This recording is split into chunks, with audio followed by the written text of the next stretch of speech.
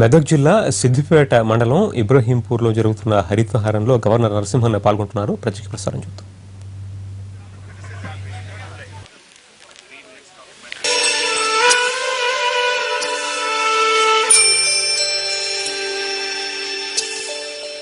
ఇబ్రహీంపూర్ గ్రామం ఒక మారుమూల గ్రామం. ఇది సిద్దిపేట మండలంలోని మెదక్ కరీంనగర్లోని సరిహద్దుల్లోని గ్రామం. ఇబ్రహీంపూర్ గ్రామ పంచాయతీ 1981లో ఏర్పడింది. గ్రామ అభివృద్ధి జరుగుతూ వస్తుంది.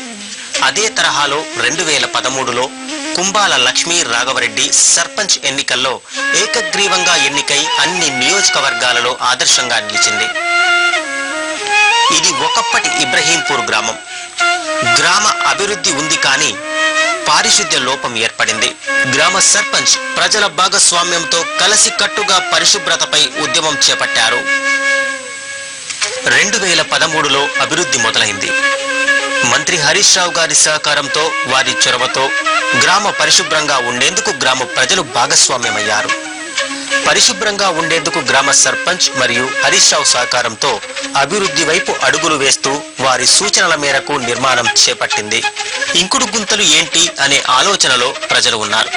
అయినా వారిచే ఇంకుడు గుంతలు నిర్మించి గ్రామం పరిశుభ్రంగా ఆరోగ్య గ్రామంగా తయారయ్యింది.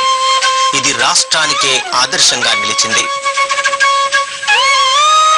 మంత్రి హరీష్ రావు గారు ఈ ఇంకుడు గుంతలపై అవగాహనను రాష్ట్ర స్థాయికి తీసుకెళ్లడంతో మంత్రులు, ఎమ్మెల్యేలు, ఎమ్మెల్సీలు ఇలా అందరి దృష్టిలో పడడంతో ముఖ్యమంత్రి గారు రాష్ట్ర స్థాయిలో చేపట్టాలని నిర్ణయించడంతో రాష్ట్రానికే ఆదర్శంగా నిలిచింది. ఇంకుడు గుంతలలో భాగంగా 20 రాష్ట్రాలు, ఒడిశా, త్రిపుర, లక్షద్వీపులు ఇలా రాష్ట్రాల ప్రజా ప్రతినిధులు, అధికారులు సందర్శించారు. 2 దేశాల అధికారులు కూడా పర్యటించి ఇంకుడు గుంతల ప్రత్యేకతను తెలుసుకున్నారు.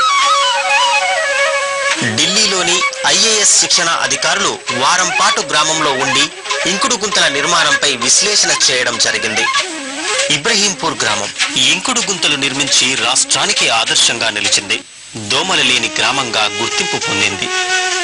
100% మరుగుదొడ్లు నిర్మించి 100% పరిశుభ్రత గల గ్రామంగా నిర్మల్ గ్రామీణ పురస్కారం అందుకున్న గ్రామం.